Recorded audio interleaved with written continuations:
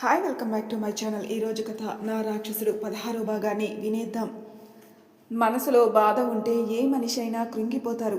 ఆ బాధను పక్క వాళ్ళతో షేర్ చేసుకుంటే కాస్త రిలీఫ్ దొరుకుతుంది అని. మీకు ఇష్టమైతే నాతో మీ బాధను చెప్పుకోవచ్చు. ఆ బాధ నేను తీర్చుకోపోవచ్చు, కానీ మీ గుండెల్లో భారం తగ్గుతుంది. తను మాట్లాడుతూ ఉంటే తన మనసులో బాధ చెప్పాలనిపిస్తుంది.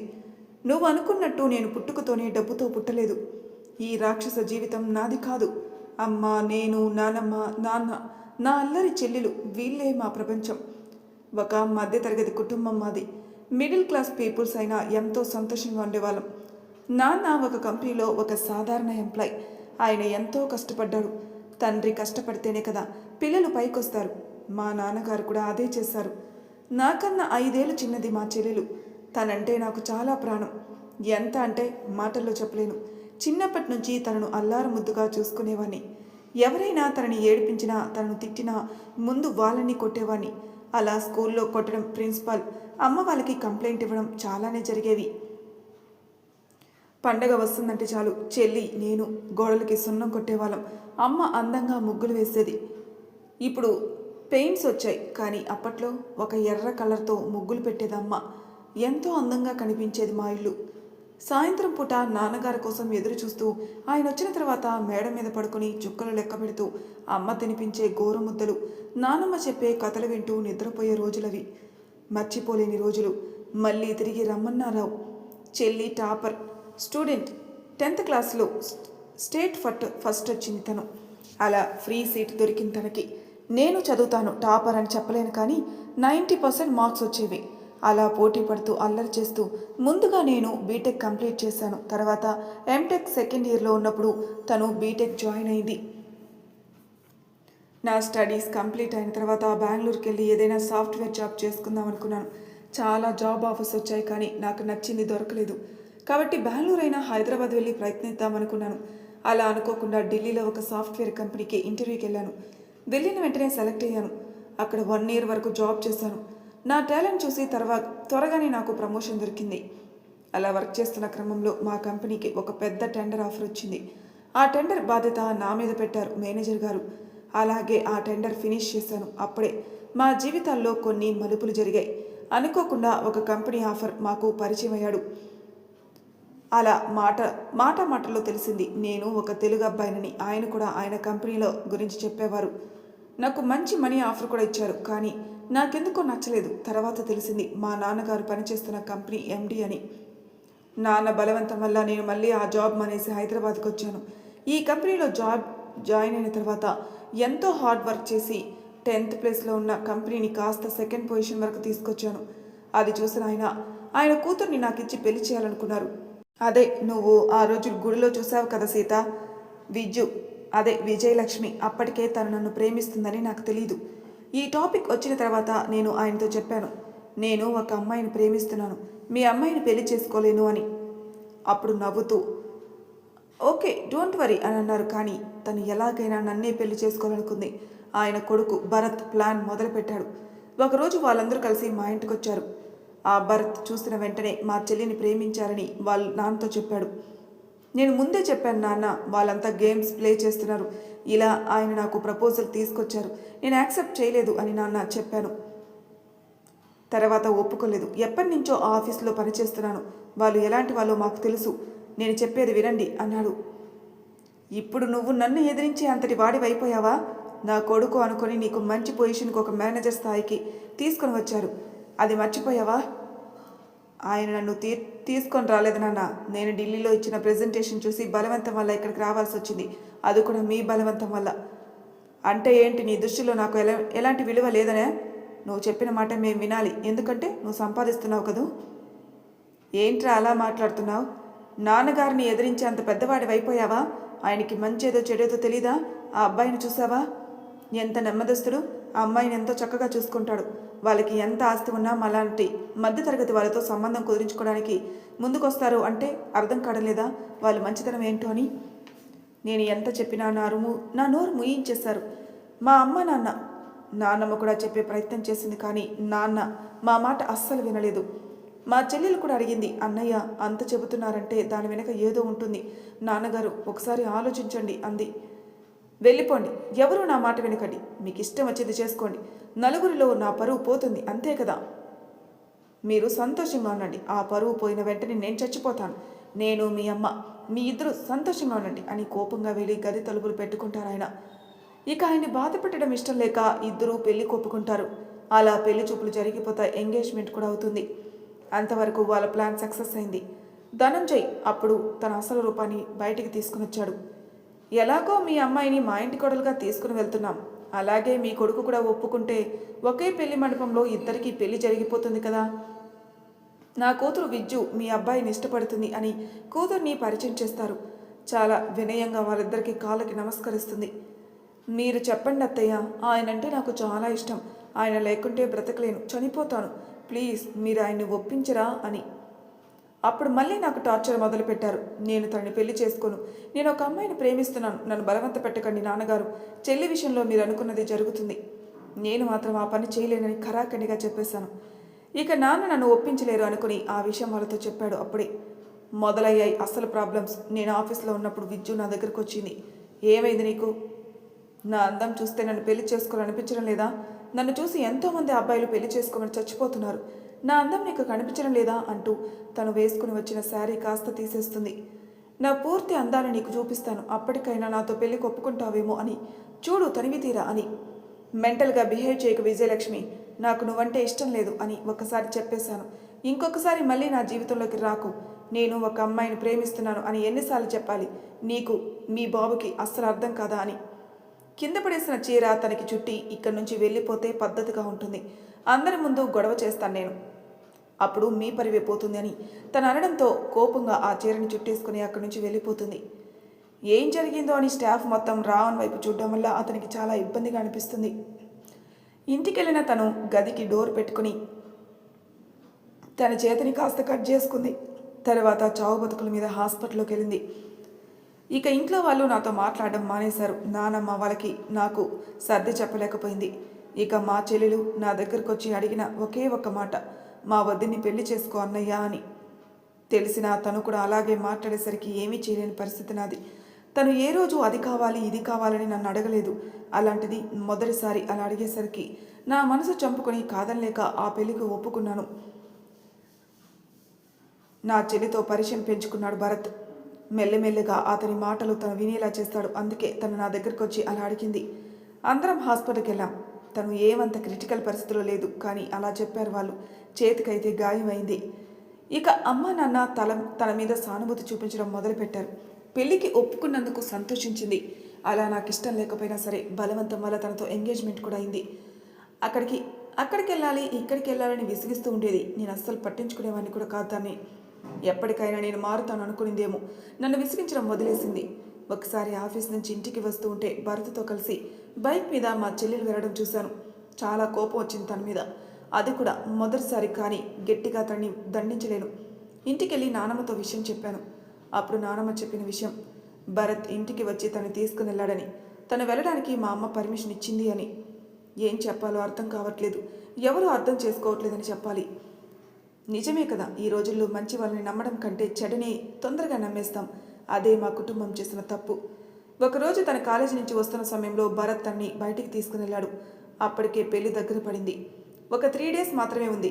తన ఫ్రెండ్ చెప్పింది భరత్తో వెళ్ళిందని. కానీ ఆ కాలేజీలో ఉన్న కొంతమంది అమ్మాయిలు మాత్రం తనెవరో అబ్బాయితో వెళ్ళిందని చెప్పారు. అది కూడా ఎప్పుడు చెప్పారు, ఎలా చెప్పారు అంటే, నా చెల్లి సిటీ అవుట్స్కట్స్లో ఒక శవంలా పడింది కాబట్టి. ఏం చెప్తున్నారు మీరు? తను అలా ఎలా చనిపోతుంది? అదే కదా అర్థం కాని ప్రశ్న. పోలీసులు పోస్ట్ మార్టం జరిపించారు. తనే సూసైడ్ చేసుకుందని చెప్పారు. కానీ అక్కడ పనిచేస్తున్న ఒక నర్స్ మాత్రం వాళ్ళ డాక్టర్తో మాట్లాడడం నేను విన్నాను. సార్, ఆ అమ్మాయి మీద రేప్ అటెంప్ట్ జరిగింది. అది కూడా చాలా దారుణంగా.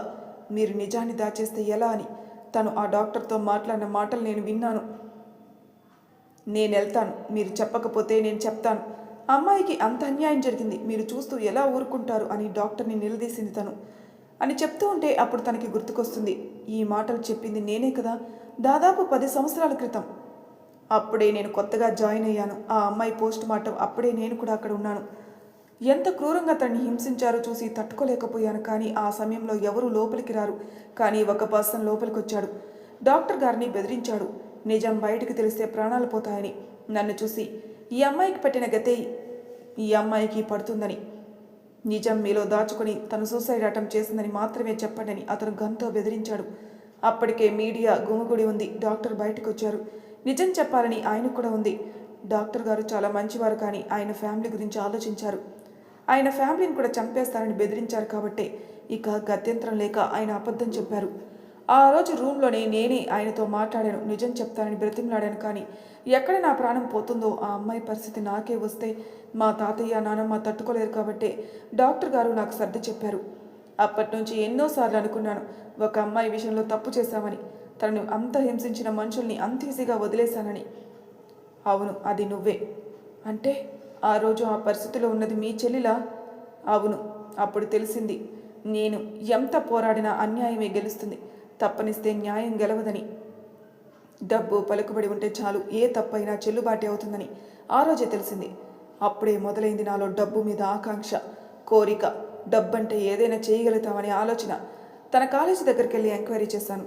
నాతో పాటు పోలీసులు కూడా తీసుకుని వెళ్ళాను. కానీ అందరూ చెప్పిన మాట, తను ఎవరో అబ్బాయిని ప్రేమించిందని, ఆ అబ్బాయి వస్తే బైక్ మీద వెళ్ళిందని. ఆ అబ్బాయి డీటెయిల్స్ మాకు తెలియదని చెప్పారు. తనకు పెళ్ళి అవుతుందని మీ చెల్లెలు సూసైడ్ చేసుకుంది. ఎందుకండి మా టైం వేస్ట్ చేస్తారు అని పోలీసులు అక్కడి నుంచి వెళ్ళిపోతారు. అప్పుడే రమ్య ఫ్రెండ్ అక్కడికి వస్తుంది. అన్నయ్య, నిజమైతే చెప్తాను, కానీ ఈ పోలీసులు కేసులంటే నేను ఎక్కడికి రాలేను. మీ ఇంట్లో పరిస్థితి మీకు తెలుసు కదా. అందుకని ఆ రోజు భరత్ వచ్చే తను తీసుకుని వెళ్ళారు. తర్వాత రోజు తను చనిపోయిందని చెప్పి వెళ్ళిపోయింది. తర్వాత ఆవేశంగా ఇంటికి వెళ్ళాను. నాన్నతో గొడవపడ్డాను. వాళ్ళ ఇంటికి వెళ్ళి వాళ్ళ పరువు తీద్దామనుకున్నాను. నాన్న ఒప్పుకోలేదు. వాళ్ళు ఎలాంటి మనుషులో నాకు తెలుసు. మీ చెల్లెలు తప్పు చేసింది, ఎవరినో ప్రేమించి ఆ మాట చెప్పకుండా ఇలా చనిపోయిందంటారు. నా పరువు మొత్తం తీసేసిందని బాధపడ్డారు అమ్మ నాన్న. తర్వాత తనకి కర్మకాండలన్నీ జరిగిపోయాక ఆ షాక్ నుంచి కోలుకోవడానికి మాకు చాలా సమయం పట్టింది. అప్పుడే వచ్చాడు ధనంజయ్. అశుభం జరిగిన ఇంట్లో శుభకార్యాలు జరిగితే ఆ ఇల్లు సిరి సంపదలతో ఉంటుంది. కాబట్టి ఎలాగో మా భరత్కి రమ్యకి రాసి పెట్టినట్లేదు. తన మనసులో మాట ముందే చెప్పి ఉన్నా సరే, మా భరత్ తను ప్రేమించిన అబ్బాయితో మీ అమ్మాయి పెళ్లి అంగరంగ వైభవంగా చేసేవాడు. కానీ కాలం ఇలా కాటు వేస్తుందనుకోలేదు. తను మాట్లాడిన మాటలు చూసి ఇంకా భరించలేక తన కాళ్ళను పట్టుకున్నాడు. నిజం చెప్పు, ఆ రోజు నా చెల్లిని తీసుకెళ్ళి నీ కొడుకే కదా? తీసుకెళ్ళి ఏం చేశాడు? నీ కూతుర్ని పెళ్లి చేసుకోమంటే చేసుకునేవాణ్ణి. మధ్యలో నా చెల్లెలి జీవితంతో ఎందుకు ఆడుకున్నారు? అది ఎలాంటిదో నాకు తెలుసు. ఏ అబ్బాయిని ప్రేమించదు అది అని కూడా నాకు తెలుసు. కానీ ఈ సమాజం దృష్టిలో అలా సృష్టించారు. నా చెల్లి జీవితాన్ని నాశనం చేశారు కదరా అంటూ కోపంతో ఆయన మీద కళ్ళెర్ర చేస్తాడు. నువ్వు పడుతున్న ఆవేశం ఆలోచనలో ఉండాలి. నీ చెల్లెలు ఎవరినో ప్రేమించి అలా చేసుకుంటే తప్పు మా మీదేస్తే ఎలా చెప్పు? నువ్వు చేస్తున్న పనులకి, నాకున్న పలుకుబడికి నిన్నేమైనా చెయ్యొచ్చు, కానీ నా బిడ్డ జీవితం కోసం నిన్ను ఏమీ చేయలేకపోతున్నాను. ఇప్పటికీ మీ వల్ల నా పరువు పోయింది. ఇప్పుడు రెండో బిడ్డ పెళ్లి కూడా ఆగిపోతే పూర్తిగా పోతుంది. దానికి కారణం నువ్వే అవుతావు శ్రీనివాస్ అంటూ వాళ్ళ నాన్నగారి వైపే చూస్తాడు. ఆయన ఏమీ మాట్లాడలేక మౌనంగా ఉంటాడు. జరిగిందేదో జరిగిపోయింది. ఆ అమ్మాయిని పెళ్లి చేసుకుని నువ్వైనా సంతోషంగా ఉండు. మీరు అసలు తల్లిదండ్రులేనా? లేకుంటే ఎక్కడైనా దొరికితే తీసుకుని వచ్చారా మమ్మల్ని అంటాడు. ముందు నుంచి మొత్తుకుంటూనే ఉన్నాను, ఇలాంటి వాళ్ళతో మనకు సంబంధం వద్దు అని. ఇప్పుడు చూడండి, తన జీవితం నాశనం అయిపోయింది. ఇప్పుడు నా జీవితం కూడా నాశనం చేయాలని రెడీ అయిపోయారు. మీరు తల్లిదండ్రులే కాదు, మా పాలిట యమధర్మరాజులు. ఇంకొకసారి ఇక్కడే ఉంటే ఏం చేస్తానో నాకే తెలీదు. ఆయన కూతురు చచ్చినా పెళ్లి చేసుకోను అంటూ ఆవేశంతో కోపంతో వెళ్ళిపోతాడు తను. ఆ రోజు మొదలవుతుంది. ఎన్నో కంపెనీలు తిరిగాడు, ఎక్కడా జాబ్ ఆఫర్ కూడా దొరకలేదు తనకి. ధనంజయ్ తన పలుకుబడితో అలా చేశాడు. చివరికి తన కాళ్ళ వద్దకు రావాలని. ఆ రోజు మొదలైంది నా ప్రయాణం. ఒక మిడిల్ క్లాస్ జీవితం నుంచి పైకి ఎదగాలనే కోరిక. మధ్యతరగతి జీవితంలో సంతోషం ఉంటుంది, ప్రేమ ఉంటుంది. మనిషిలో డబ్బు వ్యామోహం పెరిగే కొద్దీ అతనిలో కావలసినంత మార్పు కూడా వస్తుంది. ప్రేమ చూపించలేడు, ఆప్యాయత చూపించలేడు. కోపం, ఎదగాలనే తపన అతనిలో వచ్చి చేరుతుంది. తర్వాత ఏం జరుగుతుందన్న భయం ఆ మనిషిలో నిండిపోతుంది అని తెలిసి కూడా ప్రయత్నం మొదలుపెట్టాను. ఎన్నో జాబ్స్ కోసం దాదాపు 2 నెలల పాటు తిరగని కంపెనీ లేదు. ప్లేస్ మార్చాను. చెన్నై, ముంబై, బెంగళూరు. అలాగే నేను ఒకప్పుడు పనిచేసిన ఢిల్లీకి వెళ్ళాను. అప్పుడే మొదలైంది నా లైఫ్లో మిరాకిల్. ఎప్పుడైతే ఢిల్లీ వెళ్ళానో నేనిచ్చిన ప్రెజెంటేషన్ చూసి ధనంజయ్ కాకుండా ఇంకొకరు కూడా ఇంప్రెస్ అయ్యారని అప్పుడే తెలిసింది. ఆయనే Ujwal Sharva, the great businessman. చాలా పలుకుబడి ఉంది ఆయనకి. ఎంతో వయసు కూడా లేదు, నాకంటే 10 ఏళ్ళు పెద్ద అంతే. వాళ్ళ కంపెనీకి ఇంటర్వ్యూ కోసం వెళ్ళిన నేను ఆయన చెప్పిన మాట విని షాక్ అయ్యాను. నాతో పాటు పార్ట్నర్షిప్ ఇస్తాను, వర్క్ చేస్తావా అని. ఆయన మాటలు నన్ను నన్ను నమ్మి ఆ రోజు ఆయన అడిగిన మాటలు ఇప్పటికీ కూడా నేను మర్చిపోలేను. నిజంగా దేవుడు మనకు ఒక దారి చూపించారా అనిపించినప్పుడు నాకు ఆలోచించడానికి ఆప్షన్ లేదు. ఓన్లీ సరే అనడం తప్పనిస్తే ఒకవేళ ఆయన నాతో జోక్ చేస్తారనే సందేహం. అందువల్ల ఏం మాట్లాడకుండా 5 మినిట్స్ అలాగే ఉన్నాను. మా నాన్నగారు నాకు ఫోన్ చేసి, ఇప్పుడు కంపెనీకి ఒకరు ఇంటర్వ్యూకి వస్తారు, అతనికి జాబ్ ఇవ్వకు అని చెప్పారు. మా నాన్నగారు ఇలాంటి మాట నాకు ఎప్పుడూ చెప్పలేదు. అంటే అర్థం ఏంటి? మా నాన్నగారు నాకు ఏ రోజు చెప్పలేదు ఆ పని చెయ్యొద్దు, ఈ పని చేయొద్దని. ఓన్ డెసిషన్ తీసుకొని ఈ స్థాయికి వచ్చాను. ఏది కరెక్టు రాంగో తెలుసుకోలేని పొజిషన్లో నేను లేను. ఆయన చెప్పారంటే దాని వెనక కారణం ఏదో ఉంది, అది నేను చూసుకుంటాను. ఆయన ఆయన ఎవరో బెదిరించుండొచ్చు. ఆ రోజు నీ ప్రెజెంటేషన్ చూశాను, అది ఎలాంటి ప్రాజెక్ట్ అందరికీ తెలుసు. అలాంటిది ఆ చిన్న కంపెనీకే అంత పెద్ద ప్రాజెక్ట్ వచ్చి ఇప్పుడు ఒక గొప్ప స్థాయిలో ఉంది. దానికి కారణం నువ్వే, అది ఎవరికీ తెలీదు. ఆ రోజు నిన్ను మా కంపెనీలో జాయిన్ చేసుకోవడానికి నిన్ను వెతుక్కుంటూ వచ్చా. అప్పటికే నువ్వు అక్కడి నుంచి వెళ్ళిపోయావని తెలిసింది. చాలా డిసప్పాయింట్ అయిపోయాను. మళ్ళీ నువ్వు ఈ కంపెనీకి వచ్చినందుకు చాలా సంతోషం. నేను ఎవరినైనా ఒకసారి నమ్మాను అంటే ఆ మనిషికి ఎంతో రెస్పెక్ట్ ఇస్తాను. ఆ నమ్మకాన్ని పోగొట్టుకోవే అని అనుకుంటున్నాను. నువ్వేంటో, నీ బ్యాక్గ్రౌండ్ ఏంటో, మీ లైఫ్లో జరిగిపోయిన కథ ఏంటో ఇవన్నీ నాకు అనవసరం. నాకు కావాల్సింది కేవలం వర్క్, దాని మీద నువ్వు పెట్టాల్సిన డెడికేషన్. అవి రెండు నువ్వు పెట్టగలిగితే చాలు. నా బిజినెస్లో నీకు పార్ట్నర్షిప్ గ్యారంటీ. ఇది నువ్వు జోక్ అనుకోవచ్చు, కానీ నేను సీరియస్గానే చెప్తున్నాను. జో అంత పరిచయం మన మధ్య లేదు. మీతో ఆడుకోవాలనే ద్వేషం నా దగ్గర అస్సలు లేదు. ఒక్కసారిగా కళ్ళల్లో కన్నీళ్ళు. ఒక మనిషి చేతిలో మోసపోయానని ఇంకొక మనిషి నన్ను ఆదరిస్తున్నారు అంటే ఇలాంటి మంచి వాళ్ళు కూడా ఉన్నారా అనిపించింది. ఫైనాన్షియల్గా చాలా దెబ్బతిన్నాను. నాతో పాటు కలిసి చదువుకున్న కౌశిక్, వాడికి నేనేమీ ఇవ్వలేకపోవచ్చు, కానీ ఇంటర్వ్యూస్కి వెళ్ళాలా మనీ కావాలి. అప్పుడు వాడి దగ్గర ఉన్న గోల్డ్ అమ్మి నాకు ఇచ్చాడు. ఇల్లు గడవాలి. ఇంట్లో నుంచి డబ్బులు తీసుకురాలేను. అమ్మ వాళ్ళకి ఆ రోజు నుంచి మాట్లాడడం మానేశాను. నానమ్మకి ఆరోగ్యం బాగోలేదని థాట్స్ ఒక ప్రెషర్గా మారి చాలా డిప్రెషన్కి వెళ్ళిపోయాను. అప్పుడే కౌశిక్ నా దగ్గరుండి నాకు సపోర్ట్ చేసి నన్ను మళ్ళీ ఢిల్లీకి తీసుకుని వచ్చి నాతో పాటు ఇంటర్వ్యూకి వచ్చాడు. ఈ జాబ్ రావడానికి కారణం వచ్చేవాడినే కాదు, తిరిగి అలసిపోయాను కాబట్టి ఏదో ఒక చిన్న పని చేసుకోవడానికి కూడా రెడీ అయిపోయాను. అలాంటి నా జీవితంలో ఇద్దరు ముఖ్యమైన పాత్రలు వహించారు, అది వాళ్ళే. అలాగే శర్మ గారు. అప్పుడు మొదలైంది. నిద్ర లేదు, తిండి లేదు. ఆయన నా మీద పెట్టుకున్న నమ్మకాన్ని నిలబెట్టాలని ఎప్పుడు చెప్పేవాళ్ళు. మనిషికి వర్క్ ఇంపార్టెంట్ కాదు అనను, దానికి తగ్గట్టు రెస్ట్ కూడా తీసుకోవాలి, ఫుడ్ తీసుకోవాలని సార్ చెప్పినా వినడానికి కాదు. అలా అక్కడ ఒక 2 ఇయర్స్ కష్టపడిన తర్వాత మా కంపెనీ నెంబర్ 1 పొజిషన్కి వచ్చింది. తర్వాత హైదరాబాద్లో ఇంకొక కంపెనీ స్థాపించారు. నాకు తెలియకుండా కొన్ని ఫైల్స్ మీద కూడా సంతకాలు తీసుకున్నారు. తర్వాతే తెలిసింది ఈ కంపెనీ నా పేరు మీద ఈ ల్యాండ్ మొత్తం ఉండేలా చూశారు సార్. మొత్తం ఈ ప్రాపర్టీ నాదిగా. ఇంత తక్కువ స్థాయిలో అక్కడ కష్టపడింది 2 ఇయర్స్లో మేము కేవలం ఇంటికి పంపించడానికి మనీ మాత్రమే తీసుకునేవాడిని. మిగిలింది నేను వద్దు అన్న పార్ట్నర్షిప్ అంటే వచ్చిన లాభాల్ని నీకు బాగా ఉంది అన్నారు, అది కూడా వద్దు అన్నాను. ఇప్పుడు సార్ ఢిల్లీలో బిజినెస్ చూసుకుంటారు, నేను ఇక్కడ చూసుకుంటున్నాను. ఇక్కడికి వచ్చిన తర్వాత వర్కర్స్ని వాడు డబ్బుతో కొన్నాడు. సరిగ్గా పనిచేసేవాళ్ళు కాదు. వచ్చామా వెళ్ళిపోయామా, చాలా స్ట్రగుల్స్ అయ్యాను. 1 ఇయర్ కాదు, 2 ఇయర్స్ కాదు, 3 ఇయర్స్ అంత కష్టపడి ఇప్పుడు నేనంటే వాళ్ళకి అంత భయం. ఆ కంపెనీ పట్టానికి కారణం అయ్యాను. నాకంటూ ఒక పొజిషన్ ఉండేలా చూసుకున్నాను. ప్రతి ఒక్కరికి నేను చూపించే కోపం కనిపిస్తుంది. ఆ కోపం వెనక బాధ ఎవరికీ తెలియదు. నేను వస్తున్నానంటే ఒక రాక్షసుడు వస్తున్నాడని ఫీల్ అవుతారు. పర్వాలేదు అనుకోనివ్వు. నాకు కావాల్సింది పని, మనీ. లైఫ్లో మోస్ట్ ఇంపార్టెంట్ కేవలం మనీ మాత్రమే. అది ఉంటే చాలు. ఎలాంటైనా మనుషులైనా కొనొచ్చు, ఎవరి జీవితాలతో అయినా ఆడుకోవచ్చు, అంతే కదా అంటూ పెద్దగా నవ్వుతూ చెప్తాడు. ఏం మాట్లాడుకున్నా మౌనంగా ఉంటుంది. సార్, మనిషికి కావాల్సింది డబ్బు మాత్రమే అనుకుంటే పొరపాటే. డబ్బు కావాలి, అలాగే ప్రేమ కూడా చూపించాలి. డబ్బు వెనుక సంతోషం ఉండదు కదా, అది నువ్వు అనుకుంటున్నావు. ఎవరి మీద ప్రేమ చూపించాలి చెప్పు? తల్లిదండ్రులు వాళ్ళ వల్లే కదా నేను ఈ పొజిషన్కి వచ్చాను. మరి వాళ్ళ మీద ఏం ప్రేమ చూపించమంటావు? కేవలం నాకున్నది నానమ్మ మాత్రమే.